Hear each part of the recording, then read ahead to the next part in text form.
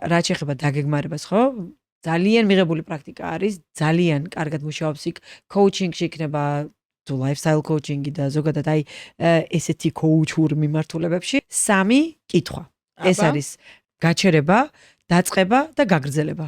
ანუ stop, start, continue. რომელიც გარშემოც შენ იდეაში აწყობ აი ამ შენი მომავალი წლის გეგმას. ანუ stop ნიშნავს იმას, რომ რა უნდა შეწყვიტო, რასაც აკეთებდი დავუშვათ წინა წელს და აღარ გინდა რომ გაიმეორო 2026-ში.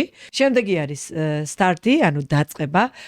ანუ 2026-ში დავიწყოთ ის, რაც გვინდოდა დაგვეწყო დავუშვათ 2025-ში და ვერ მოვახერხეთ და გადავდგათ ეს ნაბიჯი ბოლო-ბოლო და continue გააგრძელე არის ის, რასაც ვაკეთებდით 2025-ში ძალიან წარმატებულად მოგწონდა ეს ჩვენს თავზე, გამოვცადეთ უკვე, რომ კარგად იმოქმედა იქ ჯანმრთელობაზე, იქ კარიერაზე, პირად ურთიერთობებზე და ასე შემდეგ და გავაგრძელოთ იმისი კეთება. აი ამ 3 კითხვის გარშემო თუ ვიმოძრავთ, ხო, ძალიან მარტივი გამოდის დაგეგმარება, ხო? კი.